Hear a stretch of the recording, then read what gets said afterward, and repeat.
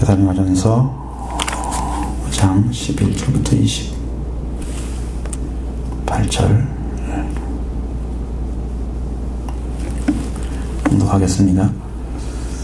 그러므로 피차 권면하고 서로 덕세우기를 위하여 덕세우기를 너희가 하는 것 같이 하라.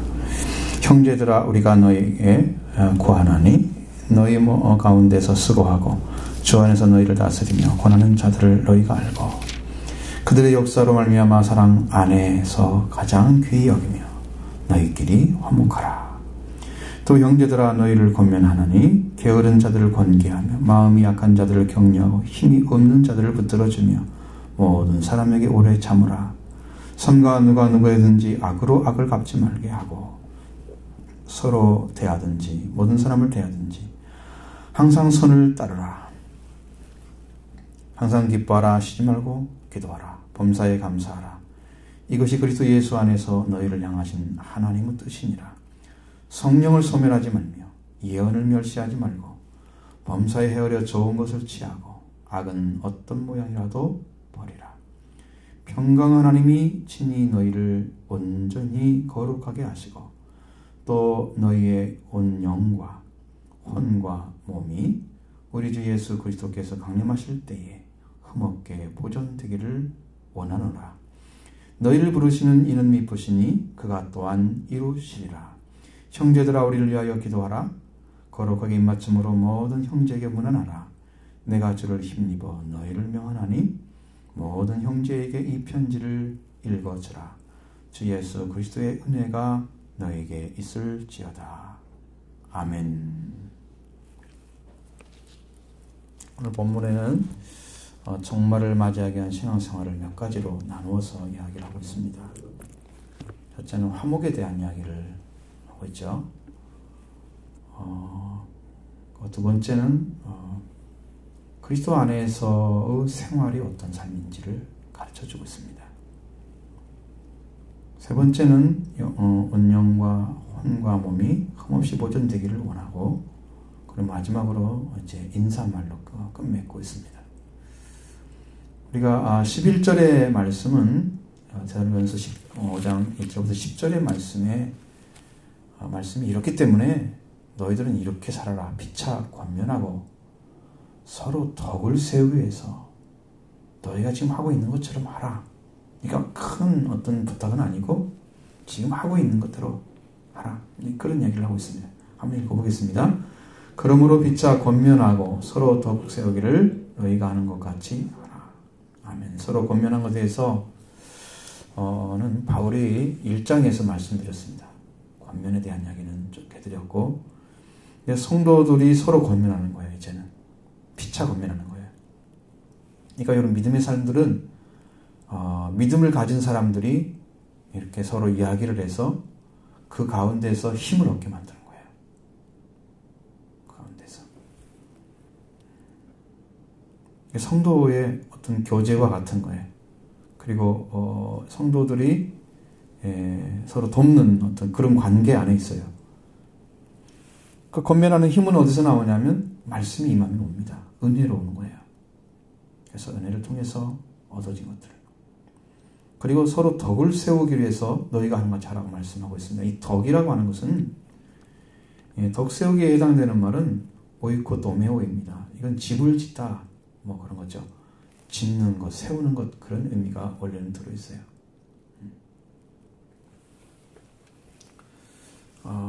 그러니까 오이코도메오는 영적인 공동체를 이야기하고 있습니다.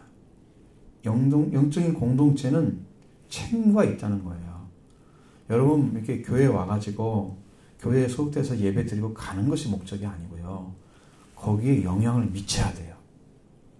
참여를 해서 그게 영향을 미치는 거예요. 여러분들 한 사람 한 사람이 그런 영적인 관계가 만들어져 있어요. 책무가 주어진 거예요. 그게 덕 세우는 거예요. 나는 그 안에 들어와서 아무 일도 안 되고 있다. 그러면 덕 세우지 않는 거예요. 이게 지금 성경 말씀대로 살지 않는 거예요. 건면해주고 서로 덕 세우기를 우리가 같이 하라 그랬으니까, 이 공동체에 데살로니가 교회에 성령께서 역사하시는 대로 데살로니가 교회의 공동체를 세워가는 것입니다. 그러면 뭘 해야 되냐? 덕 세우기 위해서는 자기를 개발하는 힘이 있어야 돼요. 그래서 은혜를 많이 받았으면 그 받은 것을 어떻게 사용할 것인가. 물론 여러분 전문가적인 의미를 말하는 게 아니에요. 자기 개발. 어떤 사람은 열심히 정말 영적인 세계를 알기 위해서 기도하면서 찾다가 은혜 받고 그 교회가 한 사람 한 사람 세워지기 위해서 일하는 사람도 있어요. 영향을 안 미치면 안 되는 거예요. 영향이 미쳐져야 돼요, 여러분들이. 여러분의 삶이 영향이 미쳐져야 덕을 세우는 거예요. 교회를 세우는데 이게 힘이 되어지는 거예요. 이런 일이 안 되는 것은 올바른 삶이 아닙니다. 그건 개인적인 신앙이에요. 공동체와 관계없습니다. 참 부끄러운 거예요, 그것은. 그리고 이게 이제 성령의 공동체에 있는 사람들은 카리스마적인 삶이 있어요. 사람들을 이끌어내는 거잖아요. 사람들을 이끌어가는 그 뭔가 휘어잡는 그런 능력이나 자질이 있죠. 그래서 여러분들이 가면 어떤 사람들이 자꾸 모여서 주님에 대한 이야기를 하고 싶고 사랑을 나누고 싶은 그 은혜의 시간들을 그런 것들이 만들어지는 거예요. 그게 덕을 세우는 거예요. 그 공동체에 직접 영향을 미치는 거야. 누가 오면은 좋겠어. 그런 사람이 있으면 바로 그 일을 하고 있는 거예요. 덕을 세우는 일을. 무척 중요한 거죠. 왜냐하면 영적인 것은 지금 여러분 받으면 스스로 알고 있지만 실제 삶의 공동체 안에서 영향을 미치는 것은 굉장히 더 중요한 거예요. 왜냐하면 나 밖의 일이잖아요. 그 사람들을 조화를 시키고 하나를 만들어가는 그 생활을 하라는 거예요. 그게 아름다운 생활이에요. 그래서 이 공동체에 여러분이 기여를 해야 돼요. 그렇지 않으면 영원한 손님입니다. 교인이 아니에요. 성도가 아니에요. 도인교회에 그냥 다니고 있는 사람이 소속된 사람은 아니에요. 성경은 소속되기를 바라요. 공동체에 들어가서 일하기를 바라요. 그렇게 하라는 명령이에요. 지금 바울이 말하는 것은. 여러분도 속되기 바랍니다. 그렇게. 예? 여러분이 있는 것이 다른 사람의 행복이 되기를, 기쁨이 되기를, 힘이 되기를 바랍니다. 그렇게 내가 그 마음을 가지고 대하고 사랑하는 거죠. 그래서 11절의 말씀은 개인과 개인이 갖는 관계, 개인과 상호 간의 관계, 그리고 많은 사람들과 관계, 거기에 지금 초점이 맞춰져 있습니다. 이렇게 다른 공동체에게 자기가 덕을 끼치는 일을 하면 다른 사람들은 그걸 보며 용기를 받게 됩니다. 힘을 얻게 되는 거예요. 아, 이런 사람도 있구나. 이렇게 살아니까 이 사람은 이런 역사가 일어나네. 그래서 파급 효과가 있잖아요. 그러면 이제 잔잔하게 도는 사람도 있지만 좀 강하게 붙는 사람도 있고, 그래서 그 영향이 미쳐가는 거예요. 원래 도리라는 말은요, 인간의 도리를 행하려고 어질고 올바른 마음이나 훌륭한 인격, 이렇게 되어 있습니다. 우리말로는. 그래서 이게 정말 우리가 하나님을 향해서 이게 살아가는데 우리는 뭘 준비해야 되냐? 우리의 위에서 말씀드린 것처럼 이제 5장 1절로 10절 사이에 들어간 것처럼 강림을 준비하는, 주님의 강림을 준비하는 자들, 그것은 사랑과 믿음과 사랑에 호심경을 붙여라. 이해가 돼요. 여러분 마음을 지켜서 그 여러분 안에 임하신 믿음과 사랑을 지켜가는 거예요. 그걸 지켜가야 돼요. 그래서 호심경이란 말은 이게 보호하는 걸 말하는 거예요. 군사 장비로. 그리고 구원의 소망의 투구가 써져 있어야 돼요. 구원은 죽어도 변할 수가 없는, 그 소망은 끊어지지 않는 그 영적인 관계 안에 들어있는 그 복음을 여러분이 강력하게 붙들고 있어야 되는 거예요. 강력하게 붙들고 있어야 돼요. 그래서 하나님께로는 온전한 사랑의 관계가 끝까지 지켜나가는 그 일을 성도들이 하기 위해서, 상호간에 그런 일을 하기 위해서, 그렇게 하기 위해서, 그래서 어질고 올바른 마음, 훌륭한 인격, 이게 중요합니다. 그런 삶이 이끌어지면서 성도들이 전부 하나가 돼서 아름다운 관계를 이루어가기 때문입니다. 그래서 종말을 맞이하는 성도들은 자신들끼리 화목해야 한다 가르쳐주고 있습니다. 12, 13절 보겠습니다. 형제들아 우리가 너희에게 구하나니 너희 가운데서 수고하고 주 안에서 너희를 다스리며 권하는 자들을 너희가 알고 그들의 역사로 말미암아 사랑 안에서 가장 귀히 여기며 너희끼리 화목하라. 자, 데살로니가 교회 성도들에게 구한 것은 너희 가운데서 수고하고 주 안에 너희를 다스리며 권하는 자들을 너희가 알고 있다 그래요. 그들의 역사로 말미암아서 사랑 안에서 귀히 여기며, 자, 그렇게 와서 도와주고 일을 하는 그런 사람들로 말미암아 사랑 안에서 귀하게 여긴다. 그러면 여러분이 그걸 그렇게 일하고 있는 사람들을 받아들여줘서 그 사람을 귀하게 여기는 그런 마음이 있는지라는 거예요. 교회 안에서 수고하는 사람들, 수고하는 사람들, 다스리는 사람들,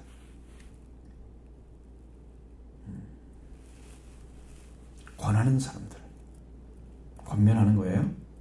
그런 사람들 여러분 귀하게 여기는지, 사랑 안에서 귀하게 여기는지, 그렇게 하고 너희끼리는 화목을 하라는 거예요. 근데 그 사람들이 여기는 어떤 사람인가는 전혀 알 수가 없습니다. 내용이 없기 때문에. 분명한 것은 교회를 바르게 이끌고자 해서 말씀을 주고 교인을 치료하고 그 생활을 훈계하고 있는 여러 가지 측면에서 그렇게 가서 가르치고 권면하고 있는 그 사람들입니다. 그 사람들을 통해서 교회가 이루어져 가기 때문에 그 사람들을 사랑으로 귀하게 여겨야 돼요. 이 영접하는 거예요. 그 데살로니가 교회 성도들에게 수고하고 다스리며 권하는 자들을 분명하게 성도를 잘 세워가는 공동체가 되었어요. 그들이 있기 때문에 교회가 더 든든하게 서간 거죠. 그러니까 그들을 귀하게 여기지 않으면, 사랑을 영접하지 않으면 이 관계가 지속되기가 어려운 거예요. 이 관계가 영원히 지속돼야 됩니다. 그거를 이루어가야 된다는 거예요. 그분들을 보고 배웠던 삶을 사랑 안에서 가장 귀하게 여기라. 수고하고 다스리며 권하는 분들, 이렇게 사랑 안에서 가장 귀하게 여기는 당연한 일이죠. 왜 그런가? 그 가르침에 의해서 아름다운 관계가 형성되기 때문입니다. 신앙생활이 유지되기 때문이에요. 그러면서 너희 가운데 너희끼리 화목하라고 말씀하십니다. 이것은요, 상하관계와 수직관계를 하나로 이루는 십자가의 삶을 살라는 뜻입니다. 십자가가 세워지면 하나님 관계가 딱 되고요. 하나님 관계가 되면 이웃 관계가 되는 거예요. 수평 관계가 이루어져야 돼요. 그러니까 여러분의 영적인 관계와 하나님 관계가 딱 세워지면 당연히 수평 관계는 이루어지게 돼 있어요.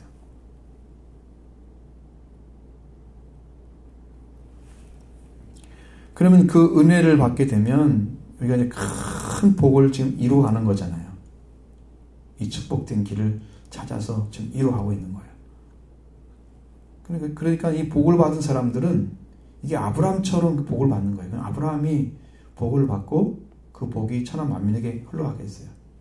근데 예수님께서 가져오셔서 주시는 그 젠된 그 믿음의 세계를 보면 완전 사랑이에요.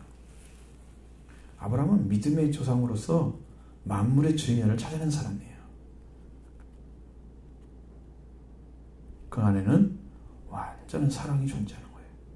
이것을 우리가 지금 받게 돼 있어요. 그러니까 하나님의 사랑과 이웃 사랑이 하나가 돼서 이루어진 그 생명 관계를 얻고 있는 거예요. 너희끼리 화목하라는 거예요. 화목하라는 말은요, 평화를 유지해 가라 그런 뜻입니다. 지금 만들어진 평화 관계 있잖아요. 은혜 받고 축복된 길을 지금 걷고 있죠. 성도들이 그 아름다움을 계속 평화의 관계를 유지해 가는 게 화목한 거예요. 그것이 어렵잖아요, 사실. 평화의 관계가. 그 유지하는 것이.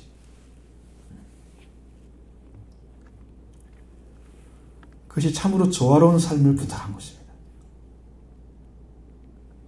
그리고 또 하나의 권면의 말씀을 줍니다. 그것은 이제 생활에 관련된 진리를 가르쳐주고 있습니다. 실제적인 삶을 살고 있는, 그런 삶을 살고 있는 사람에 대한 이야기죠. 14, 15절 있습니다. 형제들아 너희를 권면하나니 게으른 자들을 권계하며 마음이 약한 자들을 격려하고 힘이 없는 자들을 붙들어주며 모든 사람에게 오래 참으라. 삼가 누가 누구에게든지 악으로 악을 갚지 말게 하고 서로 대하든지 모든 사람을 대하든지 항상 선을 따르라. 아멘. 이 권면의 내용은 게으른 자들을 권계하라 그랬어요. 마음이 약한 자들을 격려하라. 마음이 약한 자들을 격려하라. 그리고 힘이 없는 자들을 붙들어주며 또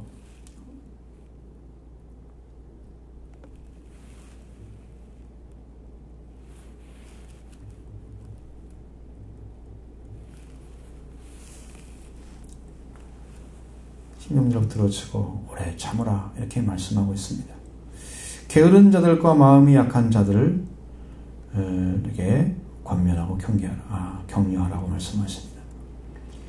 이 권계하라는 말의 원래 뜻은요, 어떤 사람들에게 어떤 얘기를 하고 있냐면 경고하거나 충고하다는 뜻입니다. 게으른 사람이 어떤 사람이 게으른 사람인가? 자, 여러분 이게 경계하거나 또 권고하고 또 경계하라는 그런 말인데, 자, 타일러서 훈계를 주는 거예요. 그 사람한테 충고를 해주는 그거잖아요. 경고하고. 이 경고란 말이 권고하고 경계하는 뜻이 경고라는 뜻이에요. 자, 그런데 게으른 사람이 어떤 사람을 말씀하고 있냐면 원래는 이런 뜻입니다. 군사 용어예요. 이것은요. 훈련받지 못한 병사가 대열을 흐트러뜨리는 자들 된 거예요. 자, 잘 보세요. 성경 말씀도 잘 안 배우고 말씀도 잘 모르고 배우지도 않고 몰라요. 그러니까 말씀으로 훈련받아야 할 사람들 훈련받지 않았어요. 그래가지고 교회 생활을 영적인 것이든 육적인 삶이든 게으르게 올바르게 살지 못하고 있는 자들, 바로 그들이 게으른 자들이에요.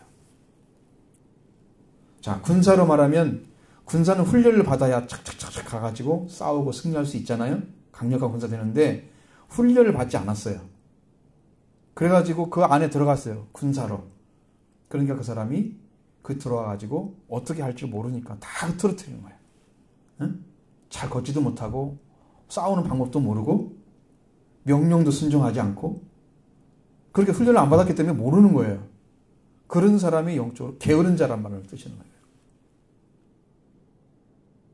그런 자들을, 그럼 어떤 삶을 사느냐? 실제로 그 사람은 남의 신세를 지고 사는 거예요. 개인적인 자기 생활을 하지 못하는 사람들이에요. 말씀에 순종하는 것도 모르고 생활을 몰라요. 그래서 그런 자들을 바르게 생활할 수 있도록 경계하라. 충고해주고 경고해주는 것입니다. 그걸 가르치는 거예요. 세워가야 된다는 거예요. 그렇게 하라는 거예요. 여러분, 교회가 뭐 다 훈련받은 사람이겠어요? 안 그렇잖아요. 그렇지 못한 사람 많잖아요. 그러니까 그게 안 돼. 그럼 마음이 약한 자들은 동료들의 원래 의미는 이렇단 말이에요. 동료들의 죽음으로 인해서 슬퍼하는 자들이에요. 이 원래 뜻이. 이러한 사람 외에도 어려운 사정으로 낙심하고 있는 자들을 가리키는 거예요. 이 말은. 그래서 마음이 약한 자들이에요. 그들에게는 위로하고 용기를 북돋워 주라. 북돋으라고 말씀하고 있는 거예요. 낙심하는 자들에게 위로하고 용기를 북돋워 주는 것이 그 마음이 약한 자들을 격려하는 것입니다. 여러분, 죽는 것보다 더 괴로운 건 없잖아요. 옆에 사람이 죽은 것보다. 그렇죠? 그 충격이 우리가 상담을 공부하면 6개월에서 1년 동안 고통을 당한대요. 심령이. 그러면서 그 뒤로 조금씩 나아진다 그래요. 그 빈자리가 너무 크기 때문이죠. 뭐 어떤 동료들 간에 뭐 동네 사람이 돌아가시든 간에 그것도 충격이에요. 사람은 죽는구나. 죽으면 어떻게 살까? 어떤 세계가 있을까? 다 충격이에요. 그 사람은 어디가 있을까 지금? 그 영혼. 그런 사람 붙들어주라는 거예요. 고통당하고 있는 사람들. 또 힘이 없는 자들을 붙들어주라 이렇게 명령했습니다. 힘이 없다는 것은 세상적인 힘을 가리키는 게 아닙니다. 그러면 몸이 약해서 힘이 없는 자들 아닙니다. 여기는 믿음이 약해서 힘이 없는 자들이에요. 여러분 그게 보이잖아요. 믿음이 없어가지고 힘이 쭉 빠졌어. 어떻게 해요? 야단쳐요? 야단치면 이 사람이 일었을까요? 못 이뤘습니다. 더 힘들어하지. 응? 어떻게 하라? 그 사람을 어떻게 붙들어주느냐? 지탱해 주는 거예요. 여러분 나무가 이렇게 비틀어진 나무가 있다고 생각해 보세요. 그 나무를 바로 세우려면 어떻게 해야 돼요? 기둥을 세워줘야 되죠. 이게 지탱해 주는 거예요. 여러분이 그 사람에게 어느 순간까지는 힘이 되어져서 그 사람이 넘어가지 않도록 도와주는 거예요. 힘이 없는 자들, 믿음이 없는 사람들 지탱해 주는 것입니다. 때로는 지지해 주는 거예요. 그래, 당신이 잘 모르니까 그렇지. 그래, 이렇게 믿을 수 있어. 길이 있어. 괜찮아. 그러면서 마음을 안정시켜주고 도와주는 거예요. 그럼이에요. 이렇게 하려면 모든 사람들에서 오래 참아야 됩니다. 여러분 참지 않고 금방 뭐 되게 안 되니까 그냥 막 뭐라고 하다가 금방 잘 되니까 아우 할렐루야 잘하고 이렇게는 되겠어요? 금방 바뀌고 금방 세우고 이런 일은 성경에 안 나와 있어요. 모든 사람에 대해서 오래 참으라. 왜? 그들이 돌아와서 성장하는 기회를 갖게 하기 위해서입니다. 결단코 넘어뜨리기 위해서는 아니에요. 끝내 신앙의 길을 걷지 않을 사람도 있을 거예요. 그리고 흩어져가지고 약해서 지탱해주고 도와줬는데도 불구하고 결국은 넘어지고 쓰러지는 자들이 있을 거예요. 이건 사탄의 역사 가운데 들어가는 거예요. 자기는 힘쓰지 않고 그냥 의지하고 있으면 넘어가요. 믿음의 길을 찾지 않고 그냥 다른 사람이 지탱해 주는 대로 그냥 서 있다가 넘어가요. 그 사람 나가면. 그럴 수 있습니다. 그런데 대부분의 경우는 그렇게 하면 돌아와요. 돌아옵니다. 그러니까 오래 참아야 돼요. 사랑의 속성 중에 오래 참음이 제일 먼저 나오고 있습니다. 고린도전서 13장 4절에 사랑은 오래 참고 사랑은 온유하며 이렇게 되어 있습니다. 정말 그렇습니다. 이게 그것이 안 되면 자꾸 자를 가지고 재잖아요. 이렇게 해야 되는데 안 하고 있어. 고통스럽겠죠. 오래 참는 거죠. 사랑의 첫 번째가 오래 참는 것. 성령의 9가지 열매 중에서도 4번째 열매가 오래 참음. 이건요, 굉장히 성숙한 신앙에 들어간 사람들이에요. 어떤 사람들에서 오래 참으라. 성숙하지 않으면요, 금방 화냈다가 금방 했다가 변질되는 거죠. 그럼. 지켜봐주고, 돌보아주고, 지지해주고, 지탱해주고, 붙들어줘야 돼. 그런 일들을 해야 돼. 그러면 그걸 그 믿음이 없는 자들이나 아니면 마음에 힘이 없는 자들, 게으른 자들 이런 사람들이 있다고 그래요. 그러면 그 사람만 많이 있으면 되겠어요, 안 되겠어요, 교회가? 지탱해줄 사람만 있어야 되는데 지탱할 사람은 없고 지탱을 받을 사람만 있다고 생각해봐요. 교회가 어린아이만 키워놨어. 어린이를 당해도 누굴 도울 사람이 없어, 영적으로. 되겠어요, 안 되겠어요? 그건 안 되죠. 지금 여기는 주류는 잘하고 있어요. 근데 예수 그리스도가 오실 때를 준비하지 않고 있는 사람들이 있단 말이에요. 생활을 몰라를 못하고 훈련받지 않고 자기 마음대로 살아가는 사람. 믿음은 약한데 약한 것도 잘 몰라. 그러니까 지탱해줘. 지지해줘. 그래야 겨우 설 수밖에 없는 그런 삶을 얘기하는 거예요. 언제까지 참아야 되냐? 하나님이 참을 때까지 참아야 돼요. 하나님이 이제 그만해라. 그때까지는 참으셔야 돼요. 내 마음대로 결정해갖고 뭐 오래 참고 앉아 결정하면 돼요. 그냥 요소예요. 사랑하는 요소는 오래 참는 거예요. 성령의 인도하심 따라서 오래 참아야 됩니다. 자, 뿐만 아니라 사람을 대해서 악을 악으로 갚지 말게 해줘야 돼요. 개인적이든 혹은 대중적이든 간에 변함없는 것은 누구에게든지 악으로 악을 갚지 말아야 합니다. 여러분, 악에 대해서 말씀드렸죠. 악이란 카코스, 배드나 애비를 가리킵니다. 그래서 형용사 카코스는 결핍해서 있는 것을 표현했습니다. 그래서 뭐가 된다고요? 무능력, 연약함, 이런 거예요. 악이라는 존재가. 원래 꽉 채워지면 충만한 거예요. 그러면 선이에요, 그게. 하나님의 말씀으로 하나님이 형상을 만든 대로 채워져 있으면 이 사람은 선을 행할 수가 있는 거예요. 근데 하나님 것이 상해져 가지고 결핍돼서 비어져 있는 거예요. 하나님 그 채운 적이 없으니까 이 사람은 비어진 그대로 본능대로 살아가니까 악한 거죠. 그런데 우리가 그 악한 사람에 대해서 악으로 똑같이 하면 나도 뭐가 돼요? 결핍한 사람이 돼요. 하나님 말씀이 없는 자가 돼요. 똑같이 망하는 거예요. 똑같이 망하는 거예요. 그러니까 왜 저 사람 저렇게 하면 나는 잘해야 돼요? 이럴 수 있잖아요, 여러분들. 그럼 같이 죽자는 얘기예요, 그것은. 예수님은 절대 그렇게 하지 않았어요. 악한 자들에 대해서 그냥 줘라. 구워달라고 하면 받을 생각 없이 그냥 줘라. 악한 자들과 결단코 대결하는 말은 한 말씀도 없습니다.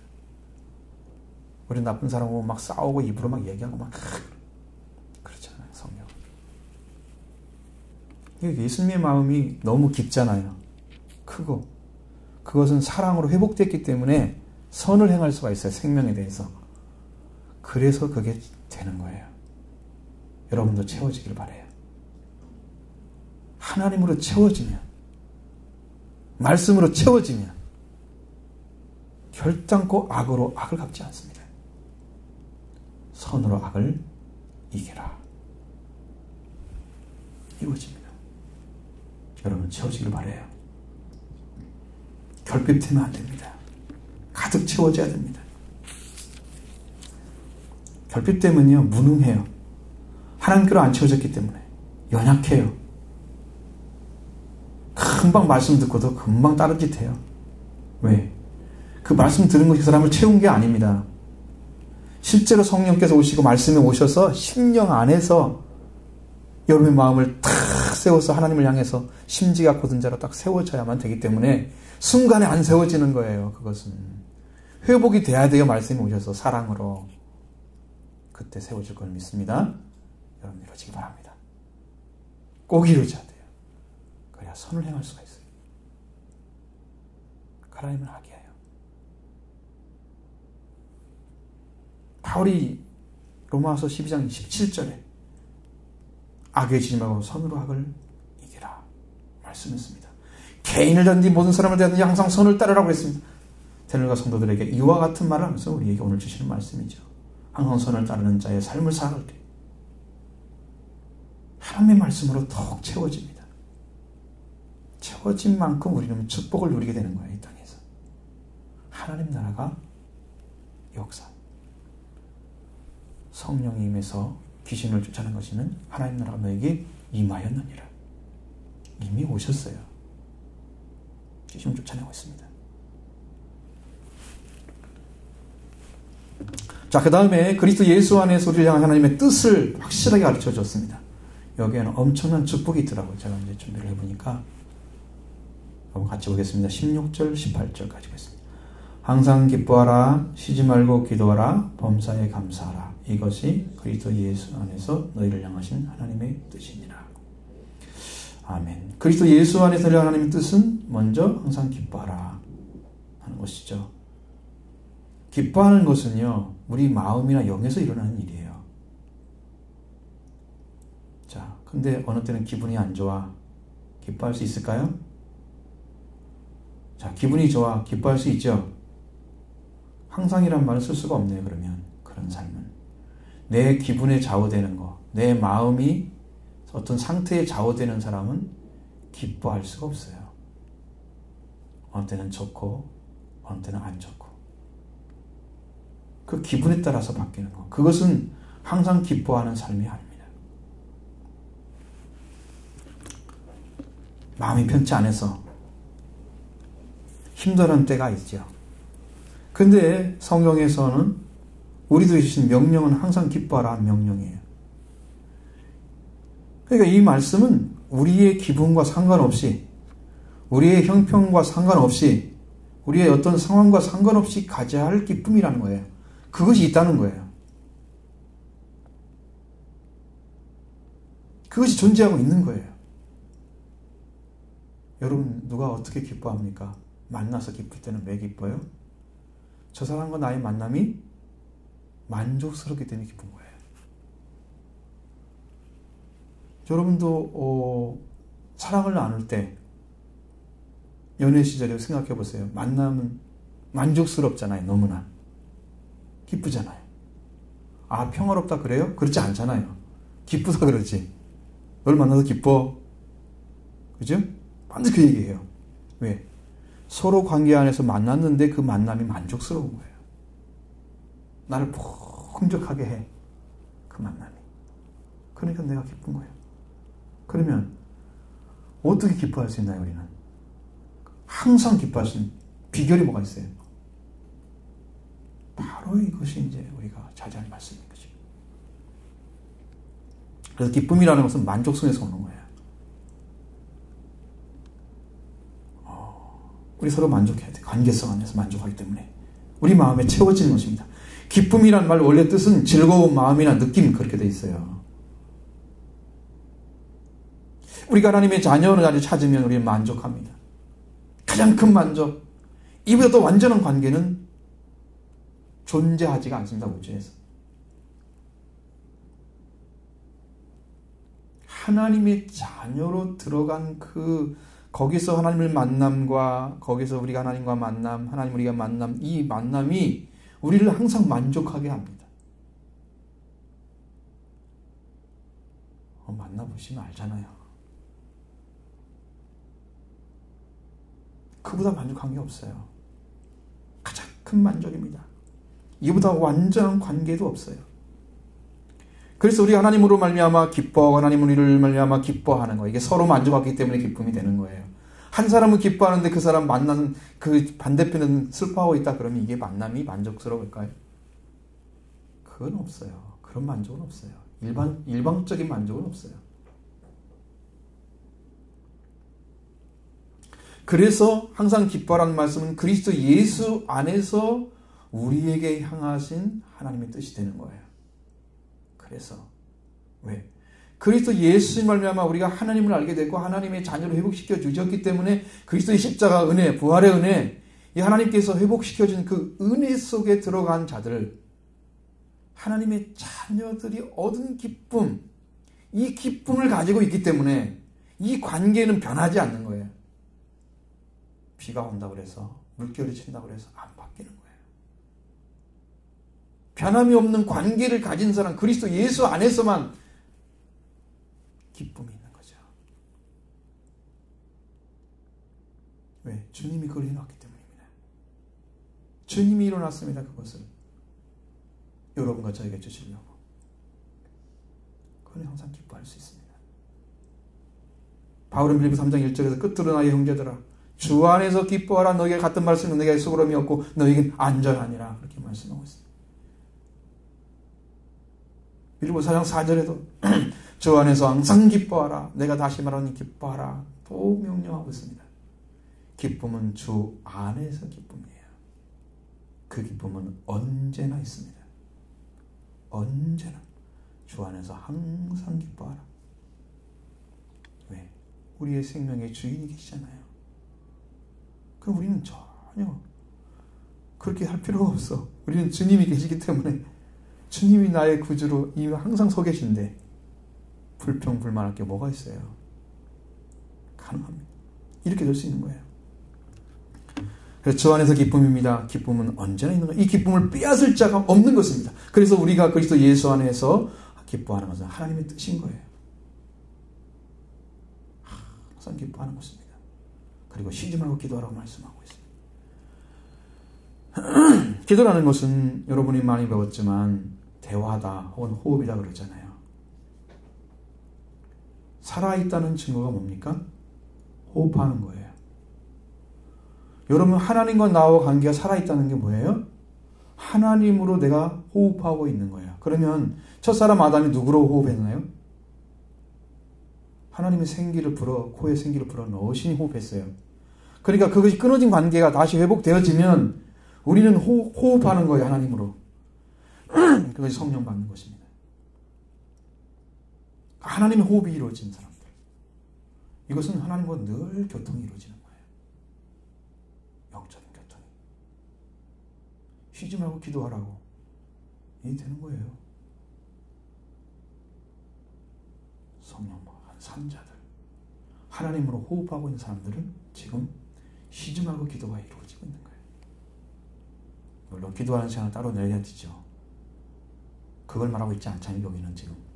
그런 말하는 게 아니잖아요. 우리가 잠도 안 자고 깨어가지고 항상 쉬지 않고 기도하면 우리가 죽죠. 우리도 몸인데. 그런 말 하겠어요? 하나님이 그렇게 무리하게 하겠어요? 우리한테? 그런 거 말하는 게 아니에요. 우리는 육신이 없기 때문에 그걸 말하는 게 아니에요. 대화라는 건 뭐냐? 마주 대해서 이야기를 주고받는 게 대화예요. 여러분 하나님하고 우리가 마주 대해서 이야기를 주고받는 자리에 세워진 분이 누굽니까? 그걸 알아야 되죠.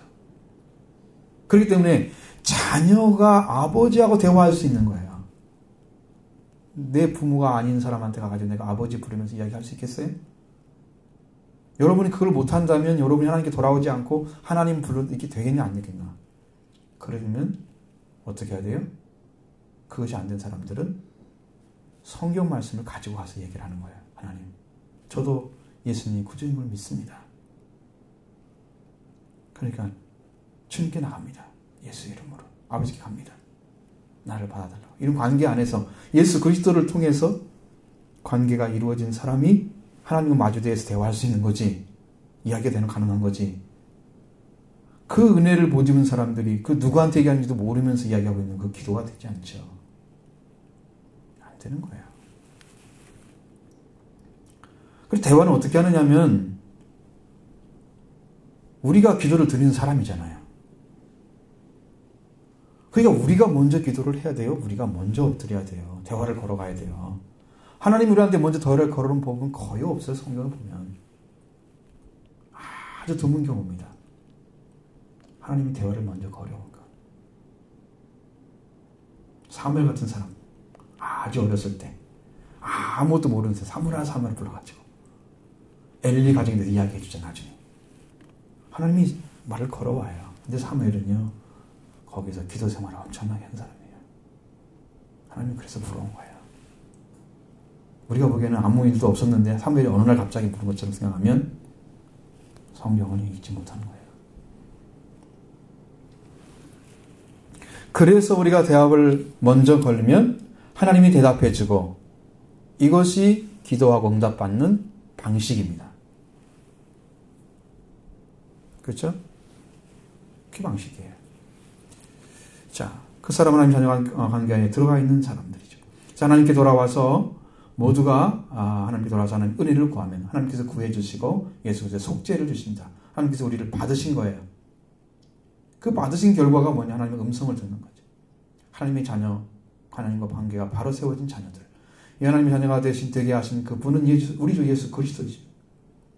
그러니까 그리스도의 십자가 부활을 통해서 우리 죄를 담당하시고 죄를 용서해 주시고 그리고 우리를 부활시켜서 하나님의 아들, 딸로 세워졌기 때문에 우리 관계가 회복돼서 우리 하나님을 아버지라 부르게 되는 거죠. 그러니까 아버지 앞에 나와서 자녀가 이야기를 할 수 있는 거예요. 그러니까 그리스도 예수 안에서 하나님의 뜻이 될 수밖에 없는 거예요. 이것은요. 다른 데 찾을 수가 없는 거예요. 그러니까 그리스도 예수 안에 들어온 자녀가 되기를 여러분 구하셔야 된단 말이죠. 그래야 이 말씀이 이루어지는 거예요. 그래야 마지막 때 예수님 오실 때도 이게 지금 종말을 위한 지금 메시지잖아요. 이거. 우리가 마지막 예수님 오시기 전에도 이런 삶이 이루어지고 있어야 돼요. 그 이야기를 해주려고 하는 거죠. 이것만 딱 떼다 얘기하는 게 아니에요. 흐름 전체를 봐야 되죠.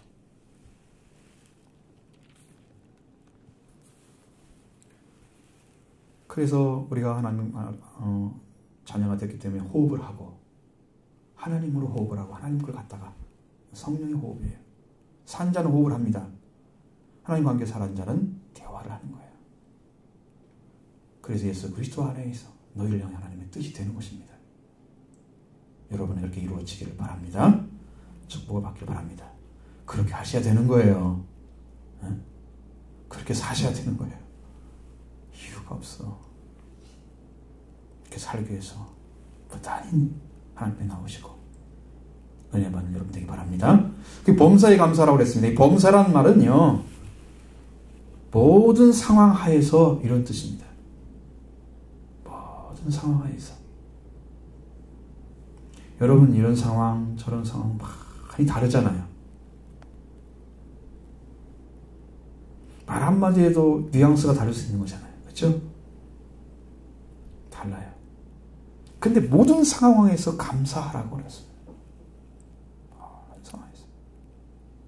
감사하는 것 중에 가장 큰 감사는 하나님께서 우리 주 예수 그리스도를 보내셔서 구원해 주신 속죄의 은혜에 가장 감사가 큰 거예요. 감사가.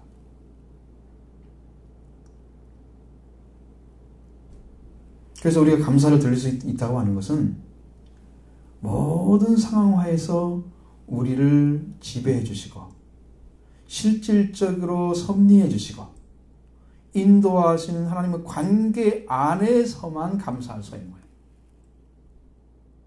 하나님 예수 그리스도 안에서 우리를 향하는 어떤 상황에서도 반드시 이기도록 이끌어 주시는 분이기 때문에 그분에게 소망을 두고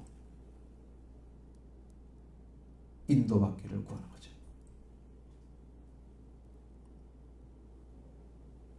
감사할 수 있습니다. 그래도 감사하라. 그리 아닐지라도 감사하라. 이렇게 안 될지라도 감사해야 돼. 왜? 궁극적으로 아버지는 우리가 이기도록 해주시는 거예요.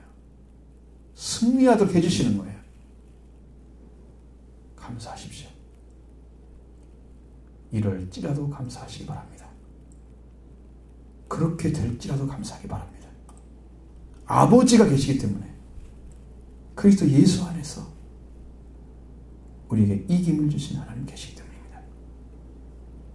우리의 감사는 하나님과 직접적인 관계 안에서 살도록 하시고 말씀과 성령으로 우리를 지키시고 우리를 강하게 하시고 우리를 하나님을 닮도록 만들어 주시는 거예요. 감사는 긍정화시키는 능력이 있습니다. 모든 상황을 평케 만들어요. 감사하면. 그래도 감사하라. 그 희망이 있구나. 원망 불평에 절망이 따라와 그대로. 그래도 감사라고 하나님 범사 감사로 했지. 모든 상황에 그럼 하나님 그래도 감사해요. 그럼 희망이 생겨. 이기는 길을 찾게 되는 거예요. 여기서 그냥 나라고 뚝 떨어지면 절망해요. 헤어나지 못해요. 자기 스스로에게 자기를 자학하는 거예요. 학대하는 거죠. 그런 것이 없길 바랍니다. 여러분은 어떤 상황에서 승리케 하시고 이기게 하시는 예수 그리스도 죄와 사망에서 이기게 하셨기 때문에 우리는 모든 삶이 여러분을 어떻게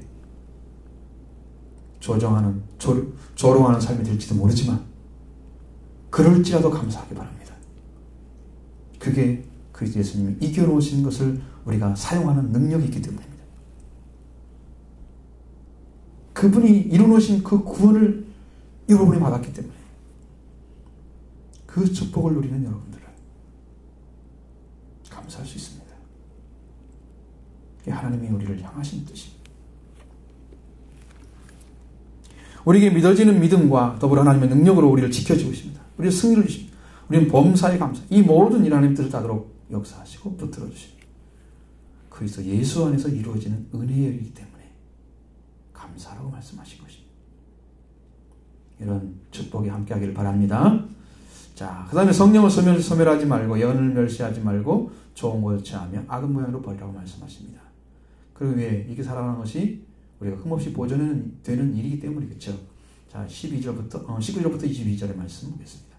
성령을 소멸하지 말며 예언을 멸시하지 말며 범사에 헤아려 좋은 것을 취하고 악은 어떤 모양이라도 버리라. 평강한 하나님이 진히 너희를 온전히 거룩하게 하시고 너희의 온 영과 혼과 몸이 우리 주 예수 그리스도께서 강림하실 때에 흠없게 보존되기를 원하노라. 아멘. 자, 성령을 소멸하지 말라는, 소멸한다는 말은요, 수벤님이라고 하는 말인데, 이건 끄다, 진화하다, 억누르다, 그런 뜻입니다. 끈다는 말은 뭘 끄는 거예요? 스위치를 끄는 거? 그거 아니에요. 불을 끄는 걸 말하는 거예요. 진화가 불 끄는 거 아닙니까? 그렇죠? 불을 끄는 거 말하는 거예요. 진화하다. 불을 끌 때 사용하는 용어입니다. 그러니까 성령은 뭐냐면 불의 불. 불을 끄면 될까요? 성령의 불을? 성령의 불을 끄지 말라는 이야기입니다. 성령의 불을 계속해서 태우려면 뭐가 필요합니까? 성령의 기름이 필요하죠. 성령의 기름이잖아요. 성령이 계속해서 오셔야 돼. 근데 성령이 안 오시고 끊어지는 순간에 불이 꺼지는 거예요. 그게 성령을 소멸하는 것입니다. 어느 순간에 하나님을 잘 믿다가 마음에 성령이 떠나게 마시면 성령을 떠나게 하는 그 자체가 소멸하는 길이에요. 계속 성령의 불이 타셔야 돼요. 성령 충만을 받으라는 거죠. 에베소 5장 18절처럼 술 취하지 말라 이는 방탕한 것이니 성령, 즉 성령으로 충만함을 받으라. 성령으로 충만을 받으라 이렇게 말씀합니다. 성령 충만을 받는 방법은요, 현재 지금 받는 거예요. 현재 수용태입니다. 지금 받으라는 거예요. 지금 받고 있어야 돼요. 그래야 성령이 불이 안 꺼집니다. 살아있는 거예요. 성령은 영적인 신격을 가지고 있어요. 사람은 인격을 가진 것처럼 멸시하거나 무시하면 떠나십니다. 꼭 붙드시기 바랍니다. 순종하셔야 됩니다. 그 다음에 예언을 멸시하지 말라고 했습니다. 이 예언이라는 것은 하나님께서 직접 주시는 계시의 말씀을 가리키는 거예요. 자, 어떤 사람이 이 말씀을 받았습니다. 하나님 주셨습니다. 어떻게 해야 돼요? 그 말씀을 경멸적으로 대우하지 말라는 거예요. 경멸적으로 대우하지 말라. 하나님 이 말씀을 받았습니다. 그것은 너나 나나 똑같이 순종해야 될 말씀이지 누구의 말이 아닌 거예요. 말씀 받은 사람도 말씀 받았으면 기도해 줘야 돼요. 그렇게 살으라고. 또 받은 사람이 대상이 된 사람도 기도해야 돼요. 경멸적으로 대우해서 그냥 우습게 여겨버리는 거죠. 경멸한다는 아시잖아요. 그렇게 되면 안 돼요. 성령 주신 말씀을 지켜야 돼요. 성령을 통해 주신 말씀을 지키지 않으면 성령을 모독하는 행위가 되는 거예요. 그것이 사심이 없는 행위예요. 그러니까 예언은 아주 말씀하게 돼 있어요. 여기는 은사 차원에서 말씀드리는 게 아니에요. 성경에 보면 예언의 은사가 있잖아요. 그 얘기를 하는 게 아니에요. 그 다음에 범사 헤아려서 좋은 걸 취하라고 말씀합니다. 범사는 복수로 되어 있습니다. 그 모든 상황 하에서는 얘기죠. 우리가 생활하는 모든 것 중에서 헤아려서 좋은 걸 취하라는 거예요. 그러면 어떻게 헤아리는 거냐? 헤아린다는 말은요, 검사하다는 뜻입니다. 시험하거나 검사하다. 그러면 여러분, 이 검사라는 말은요, 이 동전이나 금속 성분을 분석하는 데 사용하는 단어예요. 여기는. 자, 금속 성분을 녹여가지고 그 금속에 뭐가 들어있지? 라는 것을 찾아내는 것처럼 여러분이 실제 생활 속에서 확실하게 하나님께서 주자는 좋은 것이 선한 것인지 악한 것인지 분석해서 그걸 버려서 버릴 건 버리고 취할 건 취하는 거예요. 그 이야기를 하고 있는 거예요. 그냥 내 생활은 다 옳고 다 잘 된 거고. 어저께 제가 이제 우리 본교회에 있는 그런 속했던 친구를 만나러 갔잖아요. 여러 가지 얘기를 하는 거예요.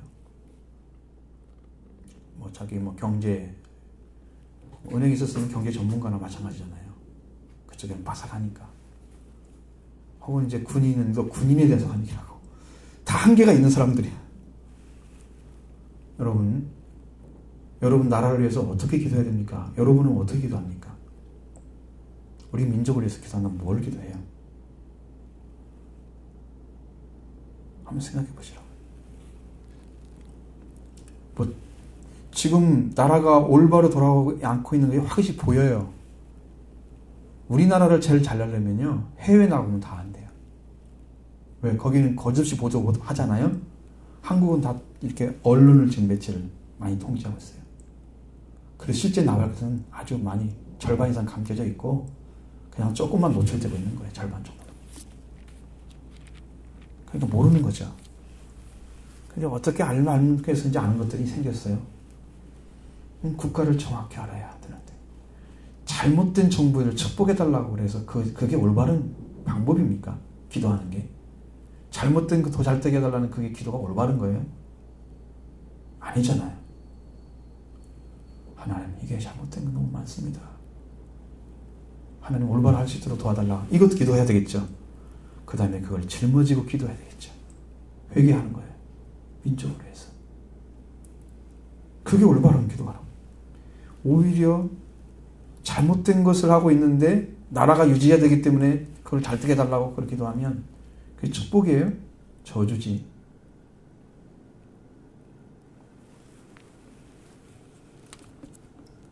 그 얘기는 해주고 왔습니다. 한 마리. 딱 정확하게. 알지 못하고 기도하는 것은 죄악행위다. 나라를 잘 알지 못하면서 나라를 위해서 무조건 기도해라. 잘 되게 해달라고. 이건 기복이야. 그것은 신앙이 아니야. 그것은.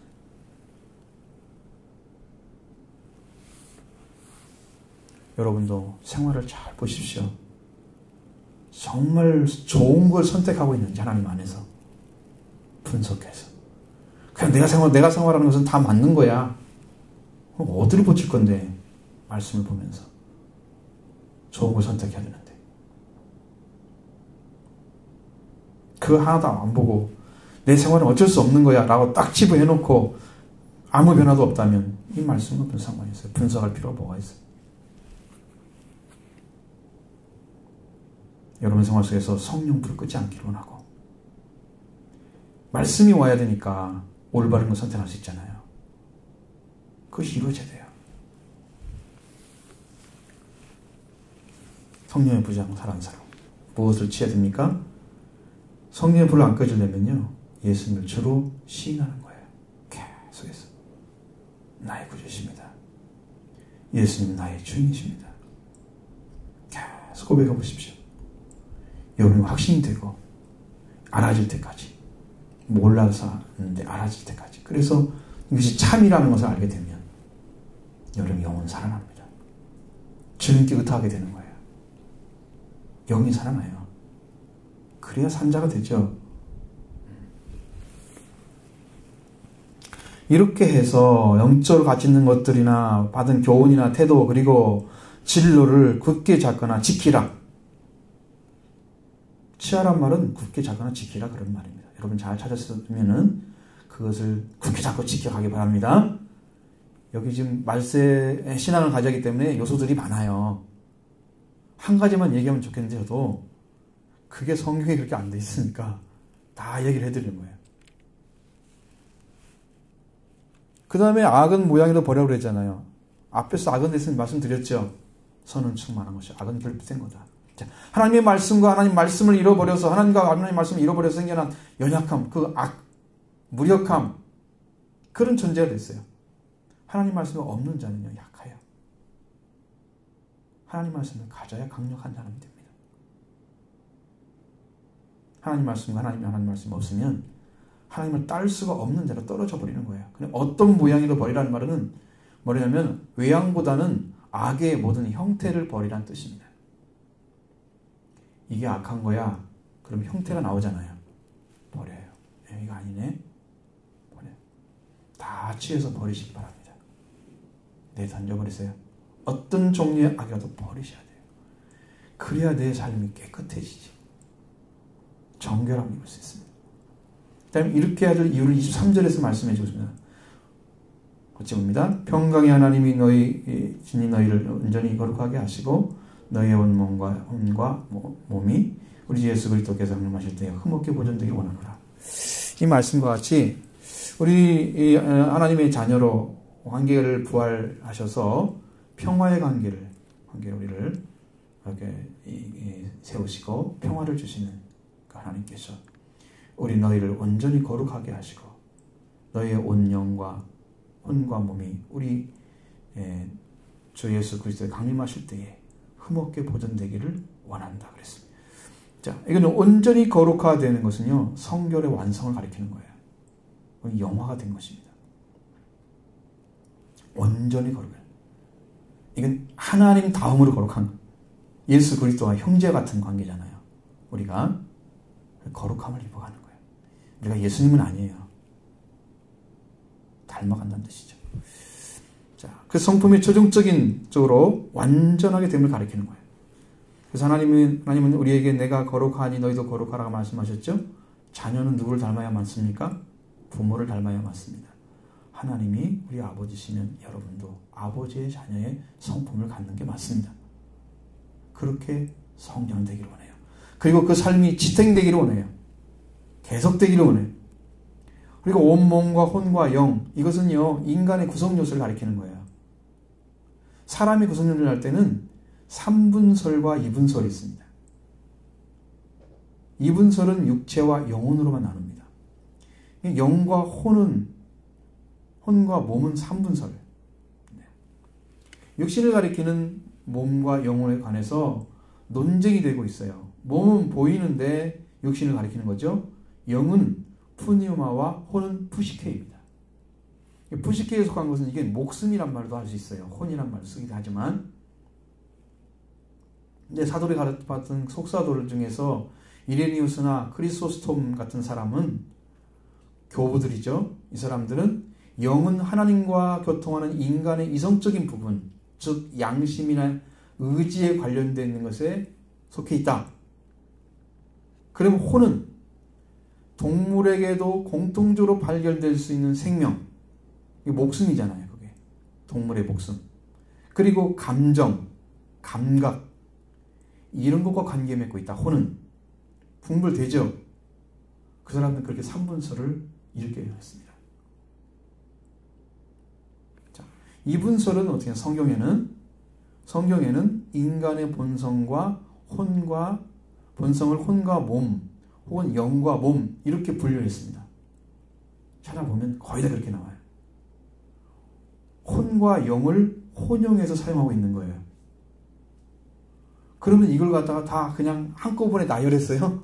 그래서 3분설이 됐어요. 그렇죠? 혼과 영, 푸시키를 썼거나 푸니마를 썼거나 둘 중에 하나인데 이제 다르긴 해요. 푸시키를 썼을 때는 똑같은 단어가 아니에요. 분명히 목숨에 관련된 거예요. 헬라적 사고가 그렇게 돼 있어요. 푸니마는 영에 관련돼 있어요. 단어가 다르죠. 그러니까 내용이 다른 것입니다. 대사녀가 당시 그 교회들은요, 성도들은 이렇게 헬라 문화에 젖어 있는 사람들이에요. 그러니까 그들이 이해할 수 있도록 바울은 이렇게 3분설처럼 이야기를 하는 거죠.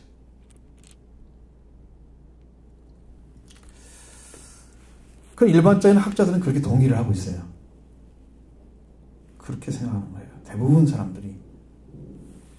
먼저 여러분이 말씀드렸지만 영은 뭐라고 했습니까? 인간의 형식적인 면을 하나님과 관계에서 보는 거고, 혼은 인간의 형식적인 면을 인간 자체에 있어서 보는 것이다.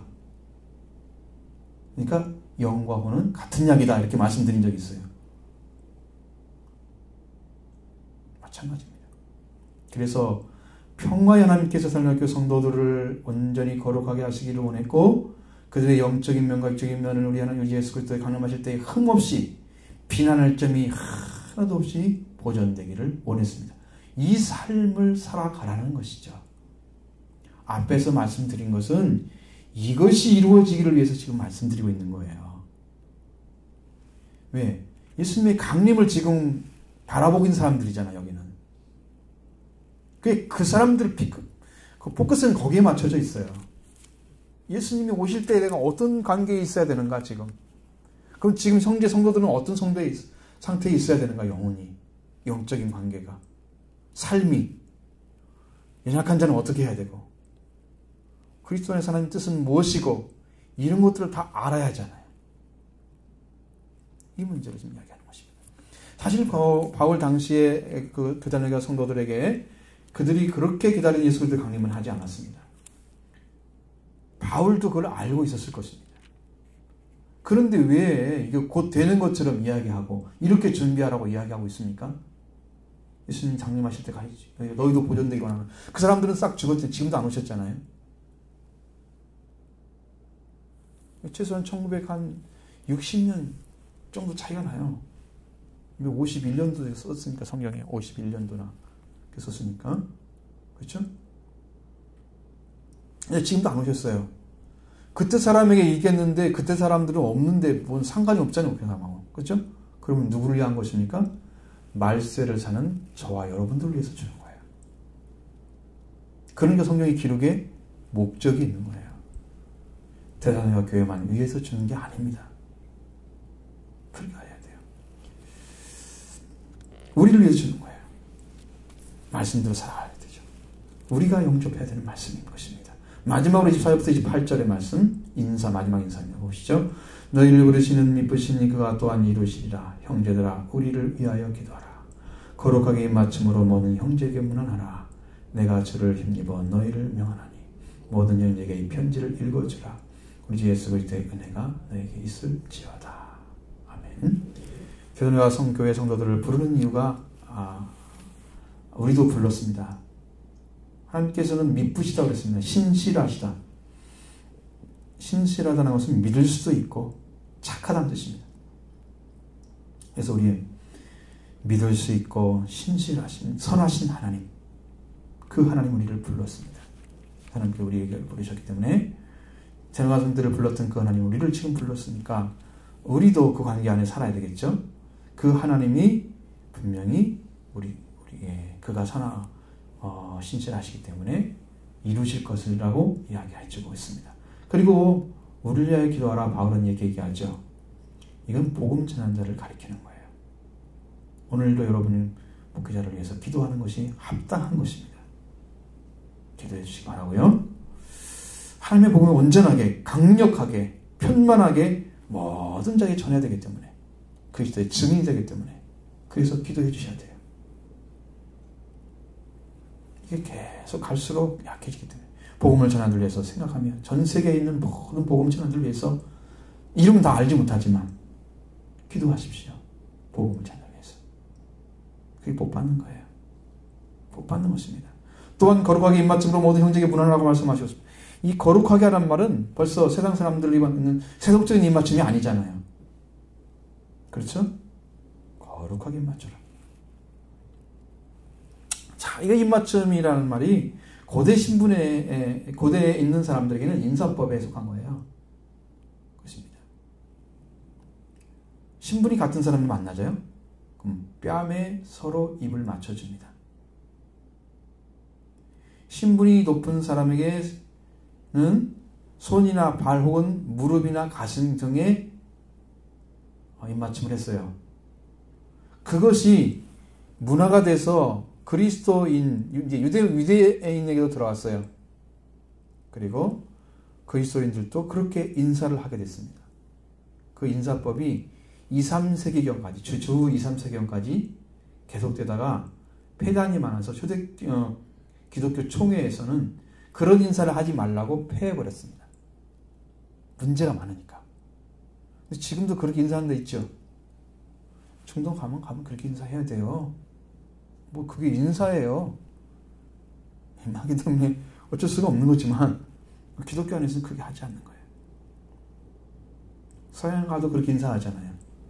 그냥 가볍게 안아주거나 그러잖아요. 얼굴 이렇게 비비거나 그 정도로.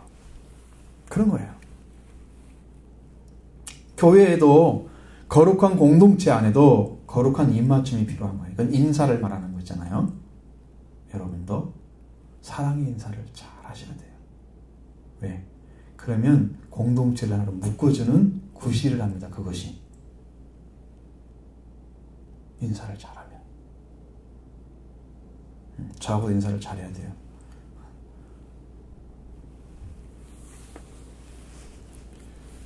주일만 인사하지 말고. 거룩한 입맞춤으로 모든 형제에게 문안하라. 그런 성도가 되길 바랍니다. 여러분도.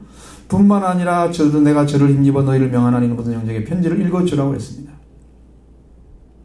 왜? 이것을 읽어줘야 듣는 사람들이 다 듣고 알게 되잖아요. 그리고 마지막에 주 예수 그리스도의 은혜가 나와 함께 하기를 하고 마쳤습니다. 자, 종말을 맞이한 성도들은요, 가지할 요소들이 참 많습니다. 게으른 자를 권계하라고 그랬죠. 마음이 약한 자들을 격려해 주라고 했죠. 힘이 없는 자들을 돌봐주라고 했어요. 그리스도 예수 안에서 항상 기뻐하라는 생활, 쉬지 말고 기도하는 생활, 범사에 감사하는 생활 하는 성도, 그것이 하나님의 뜻이라고 말씀하셨습니다. 늘 성령이 충만해야 되고 예언받을 때는 반드시 존중해야 되고 범사에 금속을 검사하는 그 성분을 분석하듯이 우리 생활에서 좋은 걸 취할지어야 되고 악은 어떤 외향적인 모형이라도 다 버려야 되는 삶. 그리고 우리 주 예수 그리스도 오실 때까지, 강림하실 때까지 우리는 비난할 점이 없는 정말 깨끗한 존재로, 영적인 정결함을 입은 존재로 거룩하게 보존돼야 됩니다. 그 말세의 성도들 지금 가리키는 거예요. 오늘 여러분들이 그렇게 되시기 바랍니다. 하나님이 그렇게 이루어져야 하기 때문이죠. 하나님 우리에게 그렇게 이루어 주셔야 되기 때문입니다. 여러분들 그런 삶을 살아가기 위해서 잘 기억하시고 말씀을 읽을 때마다 기억하시고 내가 어떻게 살아야 되는지 정말 진리의 말씀을 따라서 여러분 교회 생활, 영적인 생활, 가정 생활 잘 하시길 바랍니다.